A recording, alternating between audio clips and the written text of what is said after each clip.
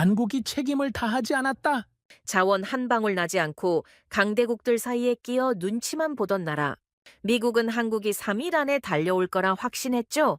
하지만 오늘의 한국은 너무나도 달랐습니다. 항의도 해명도 없었어요. 달려오기는커녕 오히려 중동 국가들의 러브콜을 받고 있었습니다. 단 하나의 움직임 없이 제자리에 앉아서 말이죠.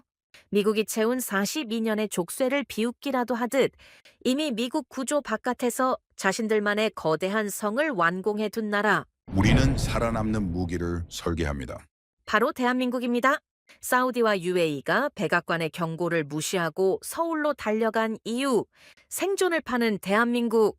그 최강 비밀 병기는 무엇일까요? 집중하세요. 지금 시작합니다. 딱 1초만요. 좋아요와 구독 꾹 부탁드립니다. 한국이 협력하지 않았다.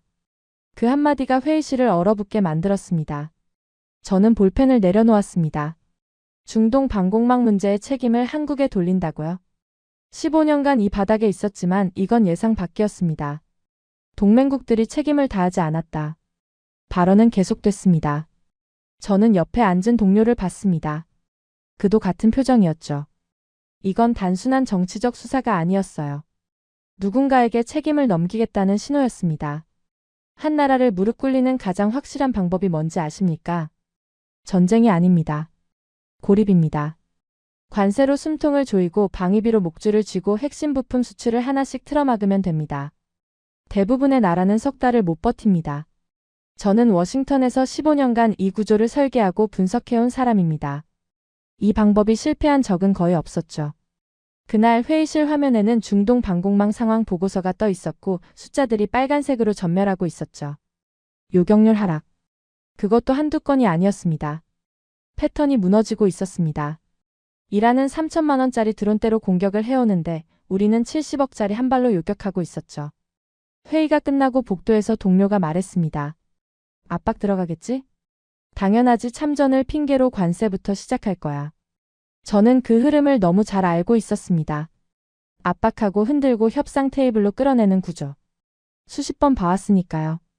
보통 한국은 하루면 반응이 옵니다. 길어야 3일이죠. 그런데 이상했습니다. 반응이 없었어요. 그러자 곧바로 주한미군 분담금 협상안이 공개적으로 언론에 흘러나왔어요. 금액도 금액이었지만 그걸 언론에 먼저 흘렸다는 건 명확한 메시지였습니다. 너희가 얼마나 의존하고 있는지 국민들에게 보여주겠다는 뜻이니까요. 그리고 마지막 카드가 나왔습니다. 무기 수출 부품 통제. 한국이 해외에 무기를 팔려면 미국산 핵심 부품이 들어가는 품목은 우리 승인이 필요합니다. 이걸 틀어막으면 수출 계약 자체가 멈추죠. 이 세 가지면 충분했습니다. 어떤 나라든 이 정도 압박이면 테이블로 나올 수밖에 없거든요. 보통은 이쯤에서 움직입니다. 외교부가 유감을 표명하거나 실무 채널이 열리거나 최소한 비공개 접촉이라도 시도하죠. 그게 국제 정치의 문법이니까요. 압박을 받으면 반응한다. 반응을 하면 협상이 시작된다. 협상이 시작되면 우리 쪽 조건으로 끌고 온다. 이게 공식이었습니다. 그런데 한국은 아무것도 하지 않았습니다. 저는 처음에 내부 혼선이라고 생각했습니다. 부처 간 조율이 안 되고 있거나 아니면 단순히 타이밍을 재고 있는 거라고요. 그래서 기다렸습니다. 그런데 기다릴수록 오히려 이상해졌어요. 항의가 없었습니다. 해명도 없었고 협상 요청도 없었습니다. 비공식 채널조차 조용했어요. 마치 우리의 압박 자체가 존재하지 않는 것처럼 행동하고 있었습니다. 동료가 제자리로 걸어와서 물었습니다. 한국 쪽 아직 아무 연락 없어? 없어. 이상하지 않아? 보통 이쯤이면 뭐라도 나와야 하는데. 저도 같은 생각이었습니다. 이건 느린 반응이 아니었어요. 의도적인 무반응이었죠. 여기서 한 가지 이해하셔야 할 게 있습니다. 국제 정치에서 침묵은 두 가지 의미를 가집니다. 하나는 너무 약해서 대응할 수 없는 경우, 다른 하나는 대응할 필요가 없다고 판단한 경우입니다. 전자라면 내부에서 혼란의 징후가 보여야 합니다. 언론이 들끓거나 여론이 갈리거나 정치권에서 갈등이 터져나오거나 하는 것들이죠. 그런데 한국 내부에서는 그 어떤 동요도 감지되지 않았습니다. 경제 지표도 안정적이었고 여론도 흔들리지 않았어요. 오히려 담담했습니다. 마치 이 상황 자체를 이미 예상하고 있었던 것처럼요. 저는 그때부터 불안해지기 시작했습니다. 분석팀에 한국 관련 자료를 전부 다시 요청했습니다. 경제 동향, 방산 수출 현황, 외교 일정, 군사 움직임까지 빠짐없이요. 돌아온 자료를 펼치는데 제 손이 멈췄습니다. 수치들이 제가 기억하고 있던 것과 달랐습니다. 방산 수출 규모가 예상치를 훨씬 넘어서 있었고, 특히 중동 쪽 계약 건수가 눈에 띄게 늘어나 있었어요. 이 수치 맞는 거야? 분석관이 고개를 끄덕였습니다. 최신 자료 기준입니다. 이미 검증 끝났어요. 저는 화면을 다시 들여다봤습니다. 한국은 흔들리고 있는 게 아니었습니다. 오히려 우리가 압박을 가하는 동안에도 조용히 자기 길을 걷고 있었던 겁니다. 중동과의 접점이 넓어지고 있었고 방산 라인은 단 한 번도 멈추지 않았습니다. 그 순간 제 머릿속에 하나의 질문이 떠올랐습니다. 이 나라는 대체 뭘 믿고 버티는 거지? 저는 그 질문을 입 밖으로 꺼내지 못했습니다. 왜냐하면 그 질문에 대한 답이 두려웠기 때문이에요. 우리가 설계한 압박 구조가 작동하지 않는 나라가 존재한다면 그건 두 가지 중 하나를 뜻하거든요. 우리가 상대를 완전히 잘못 읽었거나 아니면 상대가 이미 우리의 구조 바깥에 있거나. 둘 다 인정하고 싶지 않은 결론이었습니다. 저는 의자의 깊이 등을 기대고 창밖을 봤습니다. 워싱턴의 하늘은 맑았는데 제 머릿속은 점점 흐려지고 있었습니다. 15년간 이 자리에서 수많은 나라의 반응을 봐왔습니다. 저항하는 나라, 굴복하는 나라, 협상으로 빠지는 나라. 하지만 이렇게 아무런 반응 없이 침묵하는 나라는 처음이었어요. 한국의 침묵은 저항이 아니었습니다. 그건 무시였어요. 압박을 받아들이지도 거부하지도 않는 태도. 마치 이 게임 자체가 자기들과는 상관없다는 듯한 태도였죠. 그리고 그 무시 뒤에 뭐가 숨어 있는지 그때 저는 아직 몰랐습니다. 다만 하나는 확실했습니다. 이건 제가 알던 게임이 아니었습니다. 한국의 침묵 뒤에서 우리가 전혀 예상하지 못했던 무언가가 이미 움직이고 있었습니다. 미국은 예상대로 움직였습니다. 한국이 침묵을 유지하는 동안 워싱턴은 압박의 수위를 한 단계 더 끌어올렸죠. 방위비 분담금 문제를 다시 공식 의제로 꺼냈고 동맹국 전체를 대상으로 안보협력 재편 신호를 보내기 시작했습니다. 표면적으로는 동맹 구조를 효율화하겠다는 명분이었지만 실질적인 의도는 분명했어요. 테이블로 안 나오는 나라들을 끌어내겠다는 겁니다. 저는 그 흐름을 지켜보면서도 한편으로는 확신하고 있었습니다. 이 정도면 한국도 곧 움직일 거라고요. 관세에 방위비까지 겹치면 어떤 나라든 내부 압력이 생기게 돼 있거든요. 시간 문제라고 생각했습니다. 그런데 같은 시점 제 시선을 잡아끈 건 한국이 아니었습니다. 중동이었어요. 보고서가 계속 올라오고 있었습니다. 이란발 드론 공격이 빈도를 높이고 있었고 단순 정찰용이 아니라 자폭형 공격 드론이 섞이기 시작한 겁니다. 한 대가 아니라 수십 대가 동시에 날아오는 형태였죠. 기존 방공 체계로 요격은 가능했습니다. 문제는 요격이 안 되는 게 아니라 요격할수록 우리가 지고 있었다는 겁니다. 숫자를 보면 바로 이해가 되실 겁니다. 상대가 날리는 드론 한 대의 가격은 대략 수천만 원 수준이에요. 그런데 그걸 막기 위해 우리가 쏘는 요격 미사일은 한 발에 수십억 원짜리입니다. 드론 10대를 보내면 우리는 수백억을 써야 하는 구조였죠. 상대는 싸구려 드론을 찍어내듯 보내면 되고 우리는 한 발 쏠 때마다 국방 예산이 증발하는 겁니다. 이건 전쟁이 아니었습니다. 소모전이었어요. 그것도 우리가 반드시 지게 설계된 소모전이었죠. 그리고 현장에서 올라온 보고는 숫자보다 더 심각했습니다. 중동 주재 실무관이 보내온 내용이었어요. 현지 방공 기지에서 실제로 벌어진 상황을 정리한 건데 읽는 동안 등이 서늘해졌습니다. 드론 떼가 저고도로 진입하면 요격 시스템이 가동됩니다. 첫 번째 발, 두 번째 발, 세 번째 발까지는 정상적으로 나갔죠. 문제는 그 다음이었어요. 재장전까지 빈 시간이 생기는 겁니다. 그 사이에 남은 드론들이 그대로 들어왔습니다. 실무관의 메모에는 이런 문장이 적혀 있었어요. 세 발 쏘고 나면 다음 발까지 빈 시간이 생깁니다. 그 사이에 드론이 방어선을 뚫고 들어옵니다. 현장에서는 그걸 그냥 지켜보는 수밖에 없었습니다. 저는 그 문장을 읽고 한참 동안 화면만 바라봤습니다. 요격률이라는 숫자 뒤에 이런 현실이 있었던 겁니다. 성능이 부족한 게 아니었어요. 구조 자체가 이 전쟁에 맞지 않았던 거죠. 분석팀 회의에서 제가 직접 물었습니다. 이 구조로 얼마나 버틸 수 있어? 잠깐 침묵이 흘렀습니다. 아무도 선뜻 대답하지 못했어요. 왜냐하면 답이 명확했기 때문입니다. 오래 못 버틴다는 걸 모두가 알고 있었지만 그걸 공식적으로 인정하는 순간 기존 방공 체계 전체에 대한 신뢰가 흔들리니까요. 그때 중동 주재 실무관으로부터 또 하나의 보고가 올라왔습니다.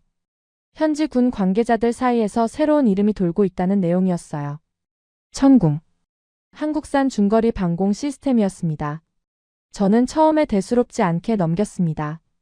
중동에서는 늘 여러 나라의 무기가 거론되거든요. 러시아 것도 나오고 유럽 것도 나오고 이스라엘 것도 나옵니다. 그 긴 목록 중 하나일 거라고 생각했어요. 가격이 저렴하니까 한번 검토해보자는 수준일 거라고요. 그런데 보고서를 읽어내려가면서 분위기가 달라졌습니다. 단순히 가격 때문에 거론된 게 아니었어요. 실전 운용 데이터를 기반으로 한 평가가 붙어 있었습니다. 요격 정확도, 반응 속도, 동시 교전 능력, 그리고 가장 중요한 지표인 발당 비용 대비 효율까지요. 숫자 하나하나를 짚어보는데 솔직히 불편해지기 시작했습니다. 비교 대상이 우리 시스템이었거든요. 처음에는 대안 중 하나였습니다. 검토 목록에 오른 시스템이 20개가 넘었으니까요.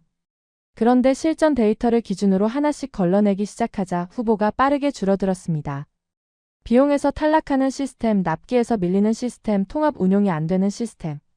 하나씩 빠져나갔어요. 그리고 마지막까지 남은 이름이 한국이었습니다. 동료가 옆에서 같은 자료를 보다가 중얼거렸습니다. 이거 실제 수치 맞아? 현장 검증 데이터래. 근데 이 효율이면 우리 쪽 시스템 입지가 좀 애매해지는데. 그 말을 듣는 순간 저도 같은 생각이 스쳐 지나갔습니다. 하지만 인정하고 싶지 않았어요.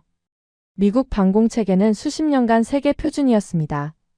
패트리어트를 중심으로 구축된 방어망은 동맹국 전체의 안보 구조를 떠받치고 있었죠. 그게 흔들린다는 건 단순히 무기 하나의 문제가 아니라 우리가 설계한 전체 질서가 흔들린다는 뜻이니까요. 다음 회의에서 누군가가 입을 열었습니다. 한국 시스템을 정식으로 검토해야 하는 거 아닙니까? 회의실이 잠깐 조용해졌어요. 상급자가 서류를 내려놓으며 말했습니다. 아직 그 단계가 아니야. 짧고 단호한 한마디였죠. 하지만 저는 그 목소리에서 확신이 아니라 방어를 느꼈습니다. 공식적으로는 무시했지만 회의실 안의 공기는 이미 기울어져 있었어요. 아무도 반박하지 않았다는 게 그 증거였죠. 천궁은 이미 중동에서 실질적인 계약을 성사시킨 상태였습니다. 아랍에미리트와의 계약 규모만 약 4조 원에 달했어요. 이건 시험 도입이나 소규모 구매가 아니었습니다. 국가 방공의 한 축으로 들여놓겠다는 결정이었죠. 저는 화면을 멍하니 바라봤습니다. 아랍에미리트가 미국 시스템을 보유하고 있으면서도 한국 시스템을 별도로 도입했다는 건 우리 체계만으로는 부족하다고 판단했다는 뜻이거든요. 그건 단순한 무기 거래가 아니라 신뢰의 이동이었습니다. 그리고 더 신경 쓰인 건 현장의 목소리였어요. 실무관 보고서 끝에 짧은 메모가 하나 더 붙어 있었습니다. 중동 현지군 관계자가 비공식 자리에서 한 말을 옮겨 적은 거였죠. 미국 시스템은 성능은 좋지만 유지가 안 된다. 한 발 쏘고 나면 다음 발까지 기다리는 동안 우리는 무방비 상태다. 한국 것은 다르다. 비용이 맞고 속도가 맞고 구조가 맞는다. 저는 그 메모를 2번 읽었습니다. 성능이 아니라 구조를 보고 있다는 점이 마음에 걸렸어요.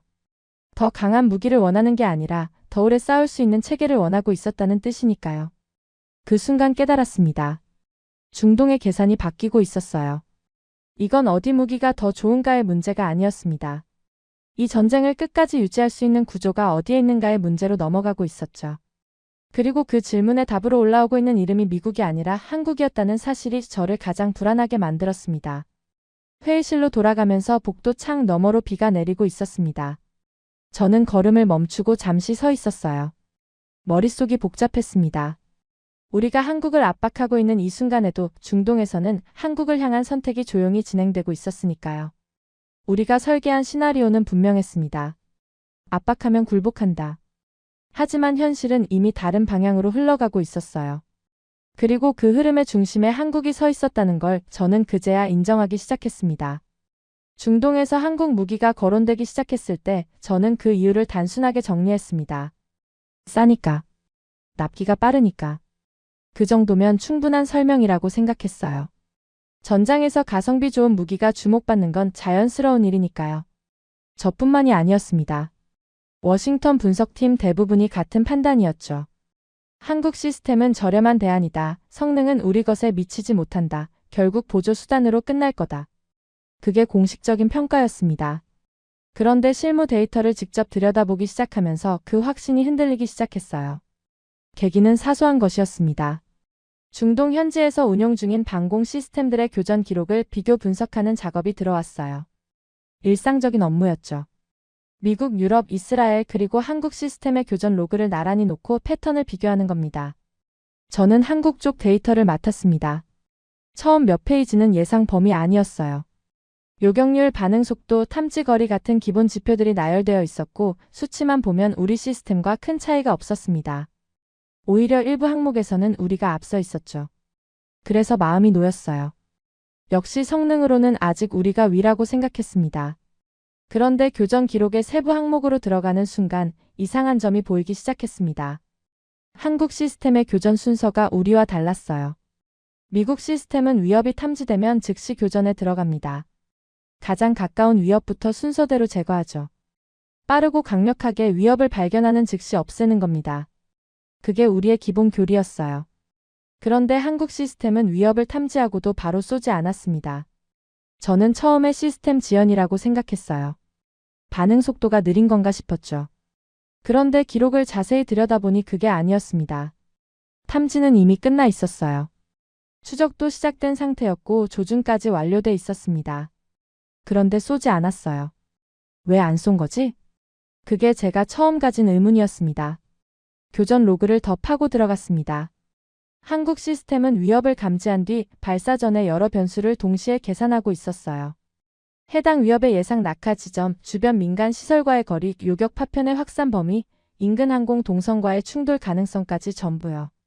그리고 그 계산이 끝난 뒤에야 발사 명령이 떨어졌습니다. 솔직히 처음에는 비효율적이라고 느꼈어요. 전장에서 0.1초가 생사를 가르는데 그 사이에 민간 피해를 계산하고 있다고요. 그건 여유가 아니라 리스크 아닌가 싶었죠. 그런데 교전 결과 데이터를 비교하면서 생각이 바뀌기 시작했습니다. 수치가 말해주고 있었어요. 미국 시스템의 교전 100건당 부수 피해 발생 건수는 12건이었습니다. 요격 파편 낙하 5인 교전 민간 지역 피해가 포함된 숫자였죠. 한국 시스템은 같은 기준에서 2건이었어요. 6배 차이였습니다. 저는 그 숫자를 보고 한참 동안 화면에서 눈을 떼지 못했습니다. 요격률은 비슷한데 부수 피해는 6분의 1이라는 건 단순한 성능 차이로 설명이 안 됐거든요. 설계 철학 자체가 다르다는 뜻이었습니다. 실제로 중동과 우크라이나 전장에서 요격 파편에 의한 민간 피해가 외교 문제로 번진 사례가 여러 건 있었죠.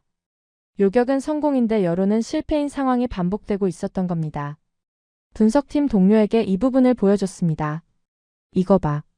위협 탐지하고 발사까지 시간 차이가 있어. 시스템 지연 아니야? 아니, 의도적이야. 발사 전에 이것저것 계산하는 단계가 들어가 있어. 동료가 화면을 들여다보더니 고개를 갸웃거렸습니다.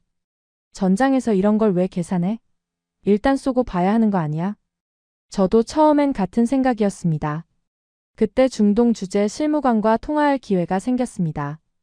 현장에서 한국 시스템 운용을 직접 참관한 적이 있는 사람이었죠. 저는 단도직 통으로 물었습니다. 한국 시스템이 발사 전에 뜸을 들이는 이유가 뭐야? 실무관이 잠깐 웃더니 말했습니다. 뜸을 들이는 게 아닙니다. 계산하는 겁니다. 한국 사람들은 적을 보기 전에 결과를 먼저 봐요. 이 한 발을 쏘면 어떤 일이 벌어지는지 안 쏘면 어떤 일이 벌어지는지 그 두 가지를 동시에 따지는 겁니다. 저는 전화기를 잡은 채 아무 말도 못했습니다. 실무관이 말을 이었어요. 한 번은 드론 3대가 동시에 저고도로 들어온 적이 있었습니다. 한국 시스템이 2대를 요격했는데 3번째는 놔뒀어요. 저도 처음엔 놀랐죠. 왜 안 쏘냐고 물었더니 그 드론의 낙하 예상 지점이 비어있는 사막 한가운데였대요. 민간 피해 가능성 제로. 그래서 미사일 한 발을 아낀 겁니다. 수십억짜리 한 발을요. 저는 숨을 내쉬었습니다. 쏠 수 있는데 안 쏜 겁니다. 위협을 감지하고 추적하고 조준까지 끝낸 상태에서 발사 버튼을 누르지 않은 거예요. 그 판단을 시스템이 스스로 내렸다는 게 더 놀라웠습니다. 실무관이 마지막으로 한마디를 덧붙였습니다. 처음엔 저도 답답했어요. 왜 바로 안 쏘지 싶었죠. 그런데 시간이 지나면서 깨달았습니다. 이 사람들은 전쟁의 속도를 보는 게 아니라 전쟁의 방향을 보고 있었어요. 통화를 끊고 나서 저는 한동안 멍하니 앉아 있었습니다. 우리는 위협을 발견하면 제거합니다. 빠르고 정확하게 최대한 즉각적으로 반응하는 게 우리의 방식이었죠. 그게 최선이라고 믿어왔고 수십 년간 그렇게 훈련해왔습니다. 그런데 한국은 완전히 다른 방식으로 전쟁을 바라보고 있었어요. 위협을 제거하기 전에 그 위협이 만들어낼 전체 상황을 먼저 읽고 있었던 겁니다. 한 발의 미사일이 적을 맞추는 순간에만 집중하는 게 아니라 그 한 발이 전장 전체에 어떤 파문을 일으키는지까지 설계하고 있었죠. 그제야 이해되기 시작했습니다. 한국 시스템이 주목받는 이유가 가격이 아니었다는 걸요. 싸서 선택된 게 아니었습니다. 전쟁을 바라보는 눈 자체가 달랐던 겁니다. 우리는 더 빠른 무기를 만들었습니다. 한국은 더 넓은 시야를 만들고 있었어요. 우리는 속도를 비교하고 있었고 한국은 방향을 바꾸고 있었죠. 그 차이를 깨닫는 순간 솔직히 불편했습니다. 15년간 분석가로서 자부심을 가지고 있었던 체계가 틀렸다는 뜻이 아니라 애초에 질문 자체가 달랐다는 뜻이었으니까요. 우리는 어떻게 하면 더 빨리 맞출 수 있는가를 물었고 한국은 어떻게 하면 전쟁 전체를 관리할 수 있는가를 묻고 있었습니다. 같은 게임이 아니었어요. 그때 처음 느꼈습니다. 한국은 더 강하게 싸우는 나라가 아니라 다르게 싸우는 나라였다는 걸요. 워싱턴은 기다리지 않았습니다. 바로 새로운 압박 카드를 꺼내기 시작했어요. 트럼프는 기자들 앞에서 한국을 직접 거론하며 톤을 높였어요. 동맹국의 의무를 이행하지 않는 나라가 있다고 공정하지 않은 구조를 더 이상 용납하지 않겠다고요. 과거 같았으면 이 정도 수위의 발언이면 최소한 외교적 제스처라도 나왔을 겁니다. 특사를 보내든 비공식 채널이라도 열든 뭔가 움직임이 있었겠죠. 그런데 한국은 여전히 조용했습니다. 저는 솔직히 답답했어요. 왜 반응을 안 하는 건지 이해가 안 됐거든요. 그때 동료 하나가 제자리로 와서 커피를 내려놓으며 말했습니다. 너는 한국이 왜 바로 답을 못하는지 진짜 모르는 거야? 뭐가 복잡해? 동맹국이면 요구에 응하는 거지. 동료가 고개를 저었어요. 한국이 호르무즈 해협을 통해 원유를 얼마나 들여오는지 알아? 한국 전체 원유 수입의 대부분이 그 해협을 통과해. 세계에서 호르무즈 의존도가 가장 높은 나라 중 하나야. 거기서 전쟁이 터지면 한국은 에너지 공급 자체가 위험해지는 거라고. 저는 잠깐 멈칫했습니다. 그건 생각해보지 않은 각도였어요. 동료가 말을 이었습니다. 그리고 한국은 해외 파병에 국회 동의가 필요한 나라야. 대통령이 혼자 결정해서 군함 보내는 구조가 아니라고. 절차가 있는 거지. 그건 알지만 그래도 최소한 검토 중이라는 입장은 낼 수 있잖아. 한 가지 더 생각해봐. 이 전쟁은 누구를 위한 전쟁이야? 저는 대답하지 못했습니다. 유럽 주요국들이 이미 불참을 선언했어. 프랑스도 독일도 군함 안 보낸다고 했지. 미국의 가장 가까운 동맹이라는 나라들이 먼저 빠졌는데 왜 한국만 당장 뛰어들어야 하는 건데? 동료의 말을 듣고 나니 한국의 침묵이 다르게 보이기 시작했습니다. 단순한 무시가 아니었어요. 호르무즈에 군함을 보내는 순간 자국 에너지 수급이 위험해지고 국회 동의 없이는 움직일 수도 없고 유럽 동맹국들조차 빠진 전쟁에 홀로 뛰어드는 건 정치적으로도 군사적으로도 무리였던 거죠. 하지만 워싱턴은 그런 사정을 고려할 분위기가 아니었습니다. 호르무즈도 안 되고 관세도 안 먹히고 방위비 압박에도 미동이 없자 회의실 분위기가 험악해졌어요. 상급자가 서류를 테이블에 내던지며 말했습니다. 됐어.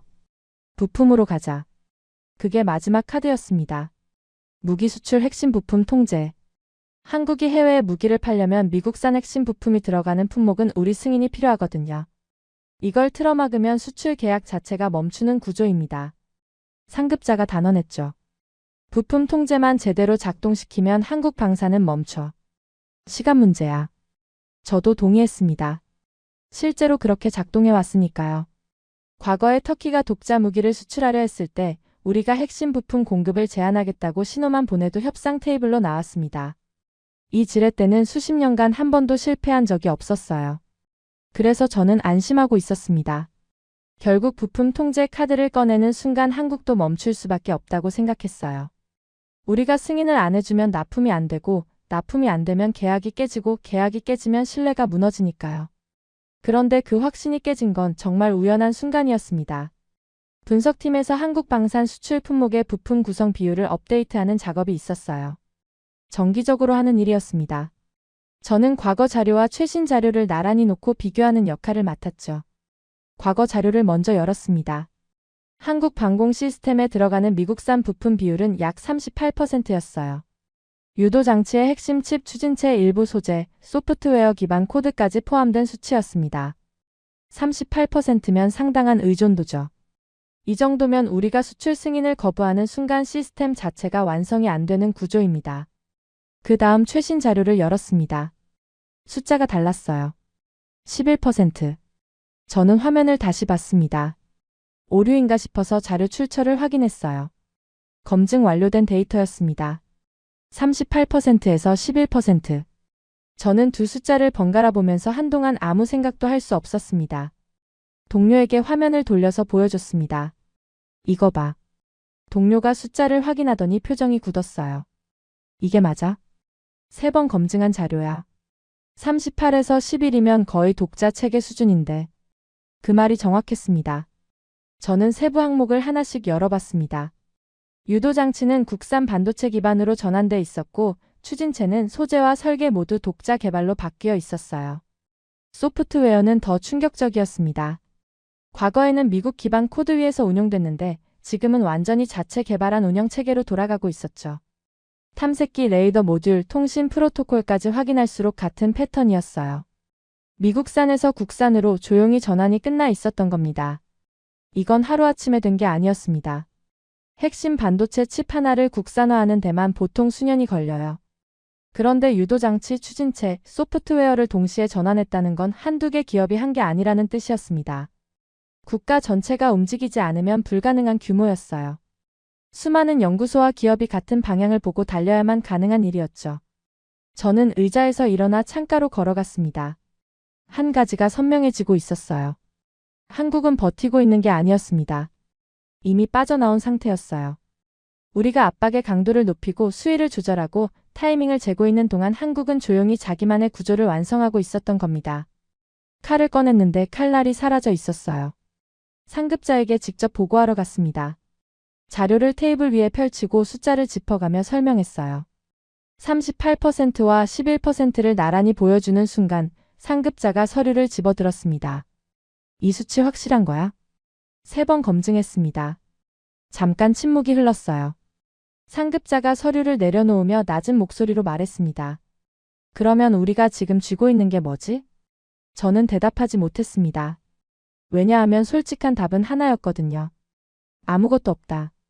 그리고 우리는 그 사실을 너무 늦게 알아버렸습니다. 부품 통제가 통하지 않는다는 사실은 워싱턴 안에서 조용한 균열을 만들기 시작했습니다. 공식 회의에서는 아무도 입 밖으로 꺼내지 않았지만 비공식 자리에서는 분위기가 달라지고 있었어요. 복도에서 구내식당에서 퇴근길 차 안에서 같은 이야기가 돌았습니다. 한국을 다시 평가해야 하는 거 아니냐. 그 말을 처음 들었을 때 저는 웃어넘겼어요. 우리가 수십 년간 설계한 구조를 한국 때문에 재검토한다고요.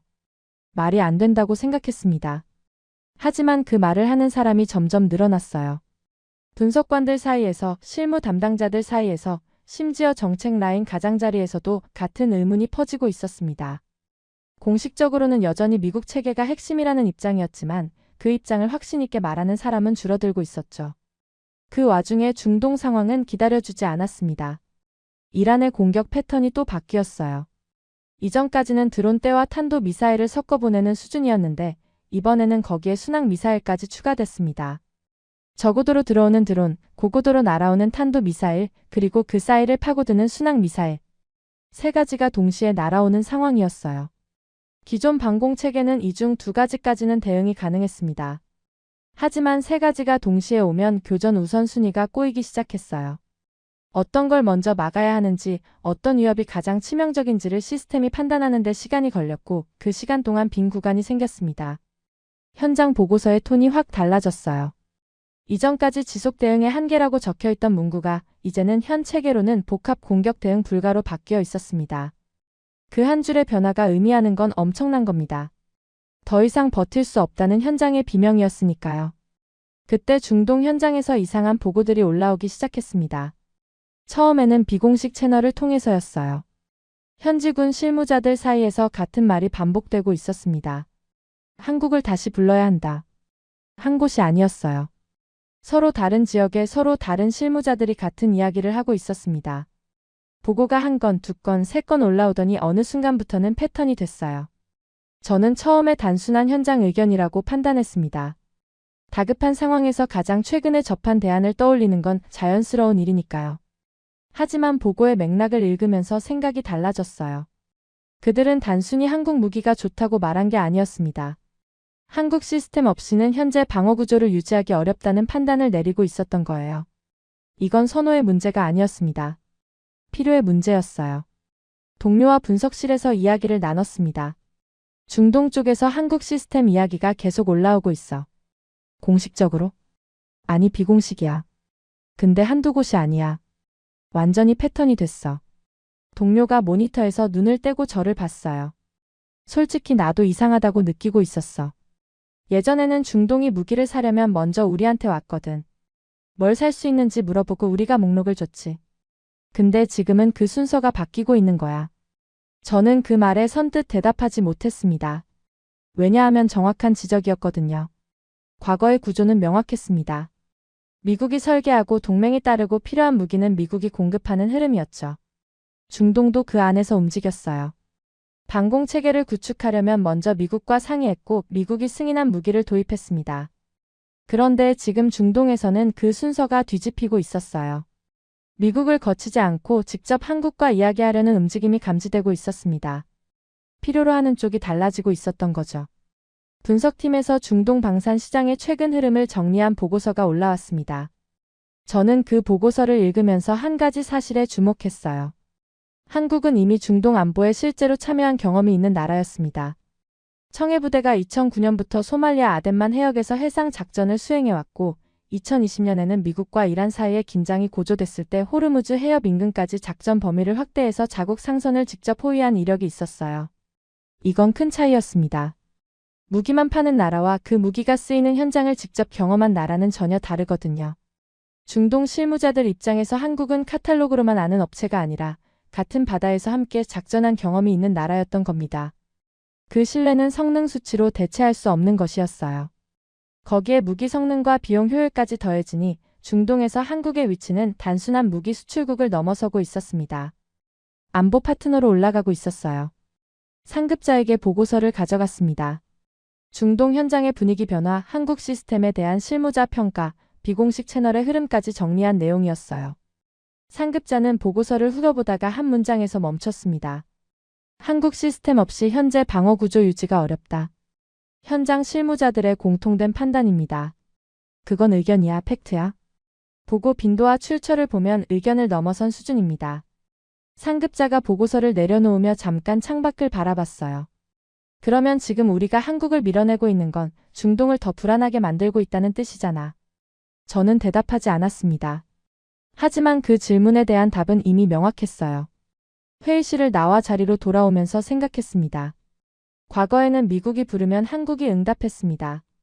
미국이 요청하면 한국이 움직였고 미국이 설계한 자리에 한국이 앉았죠. 그게 수십 년간 유지된 질서였어요. 그런데 지금 벌어지고 있는 일은 그 질서의 방향이 바뀌고 있다는 신호였습니다. 중동이 한국을 부르고 있었고 한국은 자기 조건으로 응답하고 있었어요. 그 과정에서 미국은 서서히 중심에서 밀려나고 있었습니다. 우리가 한국을 압박하고 끌어내리고 테이블로 불러내려 하는 이 순간에도 한국의 가치는 오히려 올라가고 있었어요. 우리가 문을 닫으려 하면 할수록 다른 쪽에서 더 큰 문이 열리고 있었던 겁니다. 필요한 쪽이 바뀌고 있었습니다. 그리고 그 변화는 조용하지만 되돌릴 수 없는 방향으로 우리가 만들어 놓은 판의 균형을 뒤집고 있었어요. 워싱턴 내부에서도 균열이 본격적으로 드러나기 시작했습니다. 그동안은 비공식 자리에서만 돌던 이야기가 이제 공식 회의 테이블 위로 올라왔어요.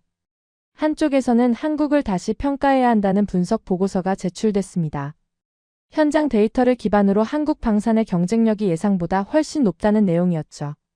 반대쪽에서는 즉각 반박이 나왔어요. 과대평가다.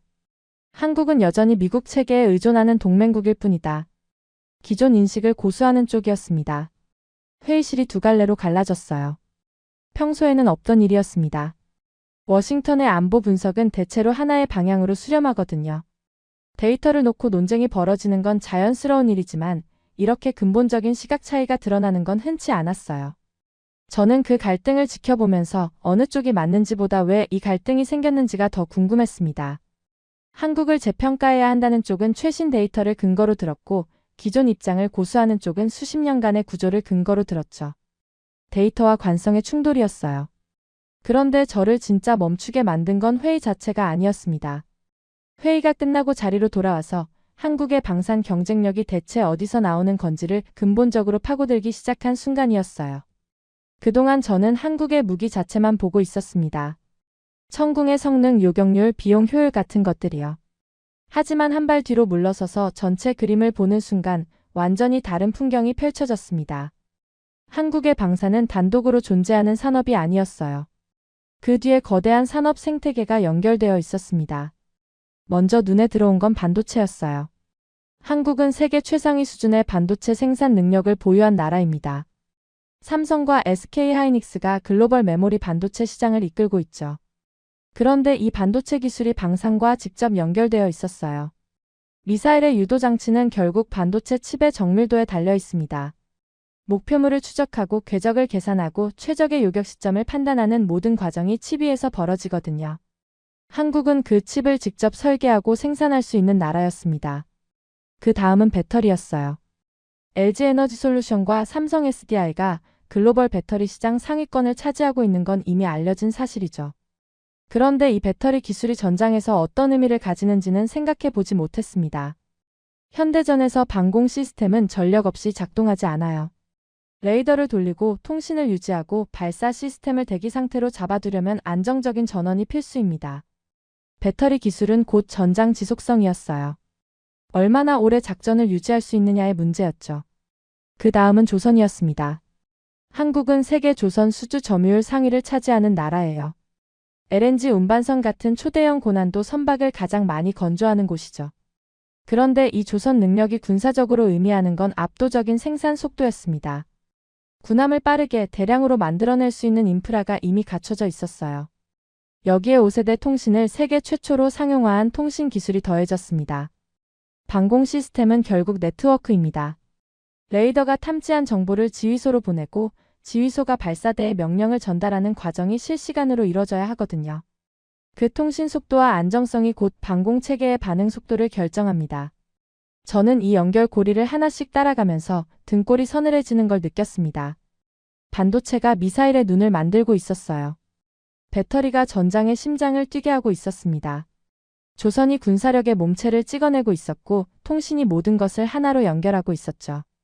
그리고 그 위에 소프트웨어가 전체를 통합하며 하나의 유기체처럼 작동시키고 있었습니다. 이건 개별 무기의 문제가 아니었어요. 국가 전체가 하나의 시스템이었습니다. 동료에게 이 분석을 보여줬습니다. 산업별로 방산과의 연결 고리를 정리한 도표였어요. 동료는 한참 들여다보더니 말했습니다. 이거 맞아? 이게 다 연결돼 있다고? 데이터 기반으로 추적한 거야. 반도체, 배터리, 조선, 통신, 소프트웨어. 각각 따로 보면 그냥 산업이야. 근데 방산을 중심으로 놓고 보면 전부 하나로 이어져. 동료가 의자에 등을 기대며 천장을 올려다봤어요. 그러면 한국은 무기를 만드는 나라가 아니라 무기를 만들어내는 구조를 가진 나라라는 거잖아. 그 말이 정확했습니다. 그리고 그 구조가 진짜 무서운 이유는 따로 있었어요.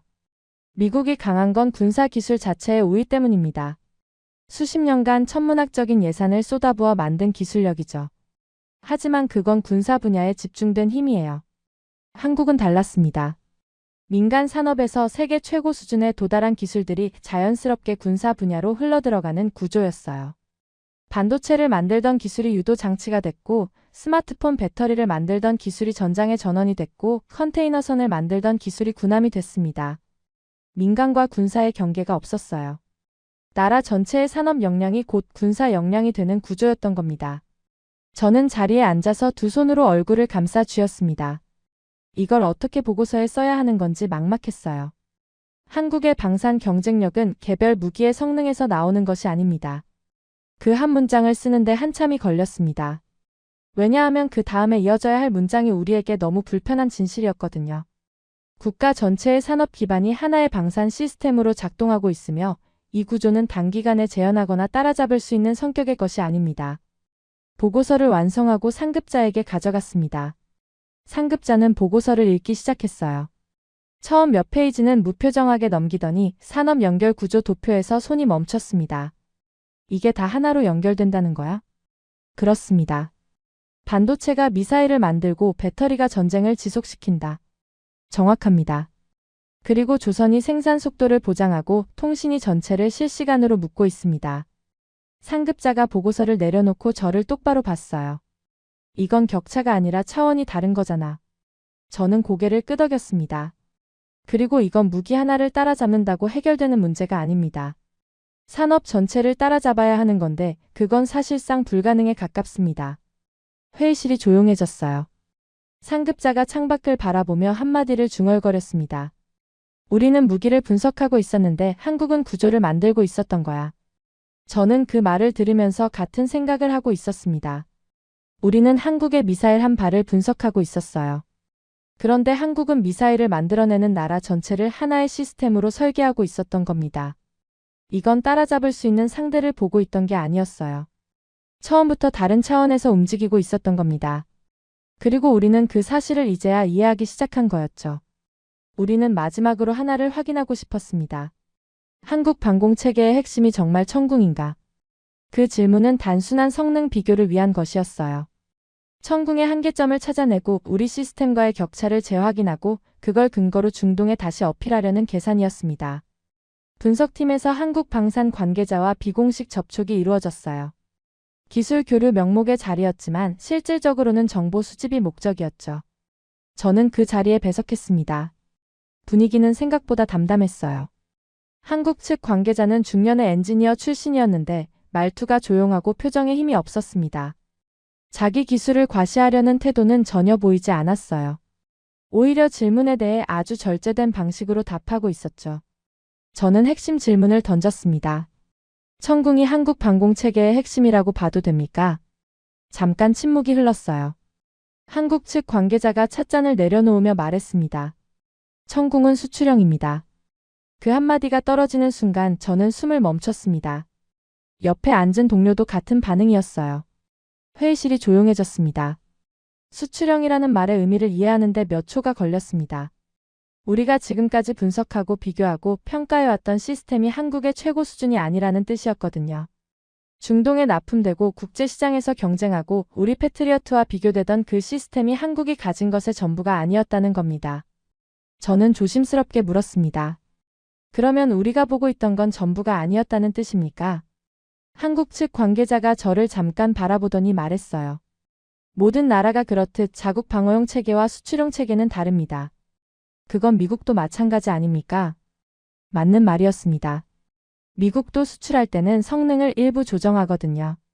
핵심 기술이나 최신 소프트웨어는 자국용에만 적용하고 수출형은 한 단계 낮춰서 내보내는 게 일반적이죠.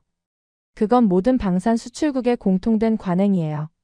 하지만 문제는 거기에 있었습니다.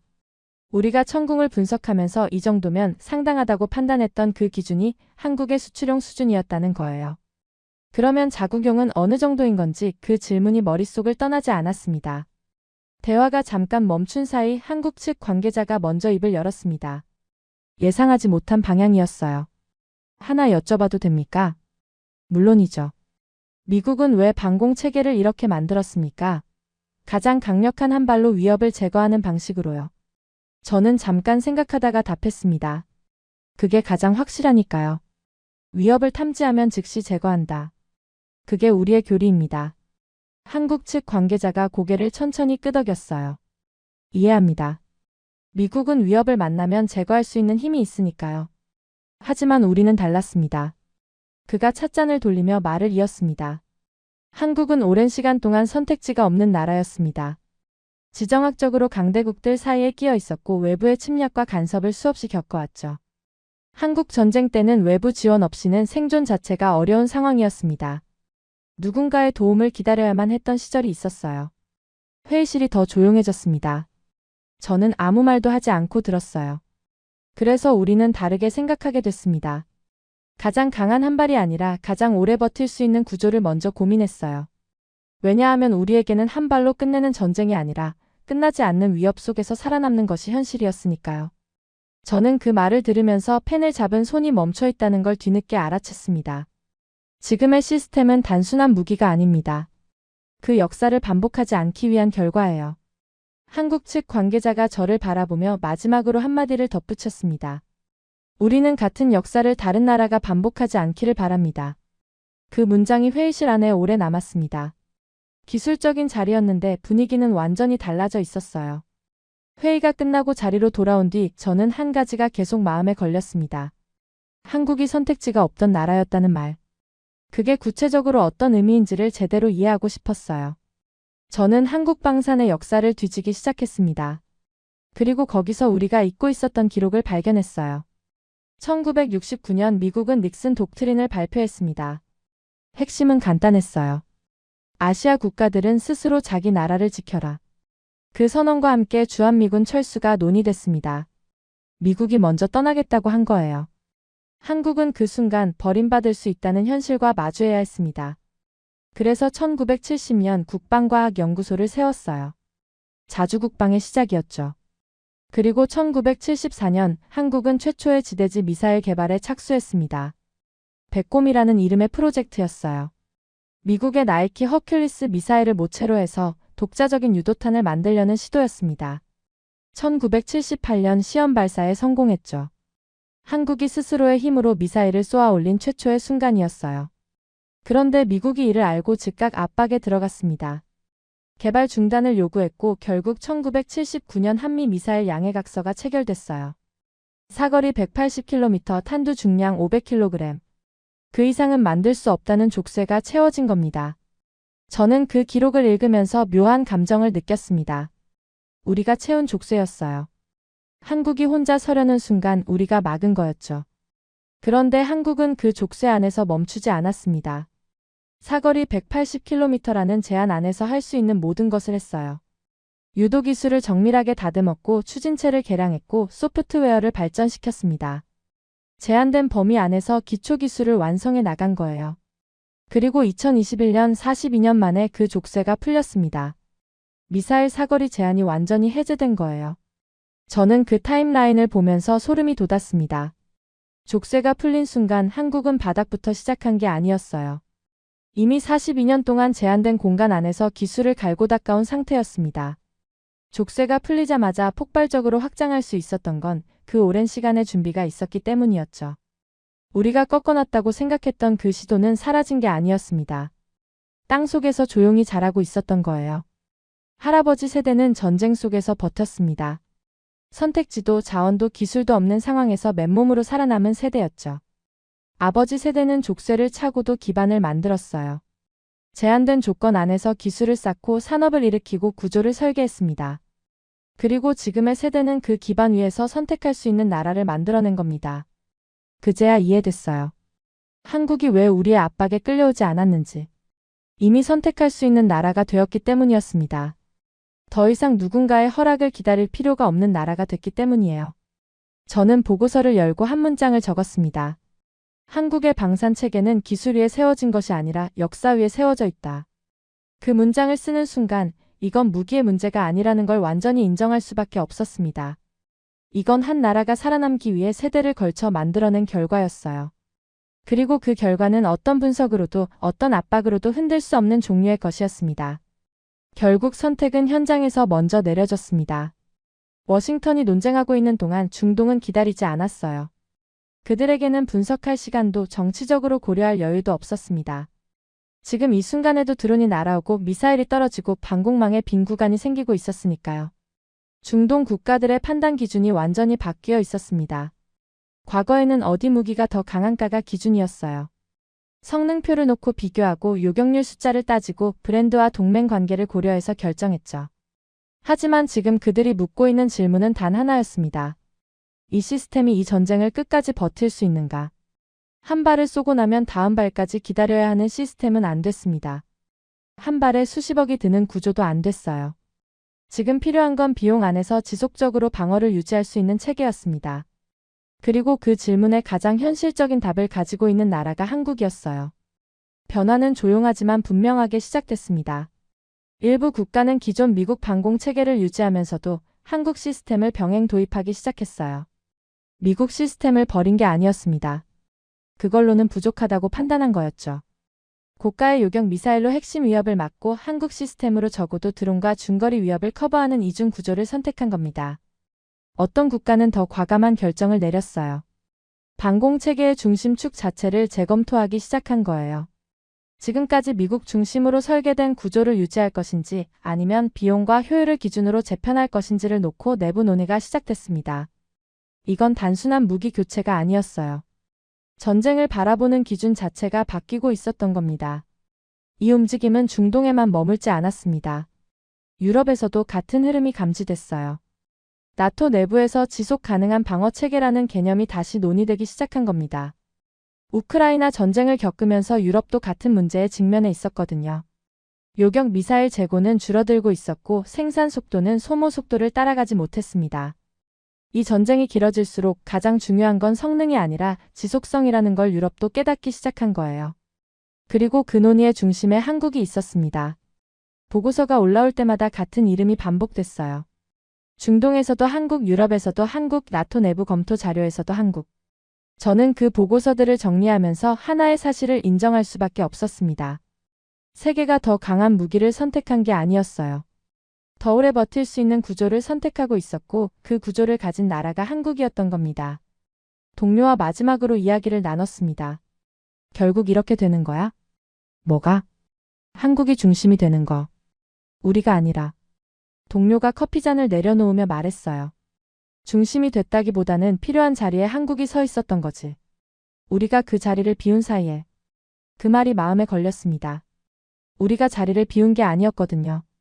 우리는 그 자리에 계속 서 있었어요. 다만 그 자리에서 요구하는 게 바뀌었는데 우리는 바뀌지 않았던 겁니다. 전쟁이 변했어요. 과거의 전쟁은 단기간에 압도적인 화력으로 끝내는 것이었습니다. 그게 미국이 가장 잘하는 방식이었죠. 하지만 지금의 전쟁은 달라졌어요. 드론이 매일 날아오고 미사일이 반복적으로 떨어지고 끝이 보이지 않는 소모전이 계속되는 구조가 된 겁니다. 이 전쟁에서 이기는 건 가장 강한 한 발을 가진 쪽이 아니라 가장 오래 서 있을 수 있는 쪽이었어요. 그리고 한국은 그 싸움을 누구보다 잘 알고 있는 나라였습니다. 왜냐하면 한국 자체가 그렇게 살아남은 나라였으니까요. 한국 전쟁의 폐허에서 시작해 강대국 사이에 끼어 버티고 기술을 제한받으면서도 멈추지 않고 세대를 걸쳐 하나씩 쌓아 올린 나라. 한국이 만든 무기가 강한 게 아니었습니다. 한국이 걸어온 시간이 강했던 거예요. 이란을 포함한 중동의 모든 행위자들도 이 변화를 감지하고 있었습니다. 한국 시스템이 중동에 확산되면 기존의 비용 비대칭 전략이 더 이상 통하지 않게 되거든요. 싸구려 드론으로 비싼 요격 미사일을 소모시키는 구조가 깨지는 겁니다. 그건 전장의 계산 자체를 바꾸는 변수였어요. 저는 최종 보고서를 작성하기 시작했습니다. 키보드 위에 올린 손이 무거웠어요. 15년간 이 자리에서 수많은 보고서를 썼지만 이번만큼 쓰기 어려운 건 처음이었습니다. 한국은 강해진 나라가 아니었습니다.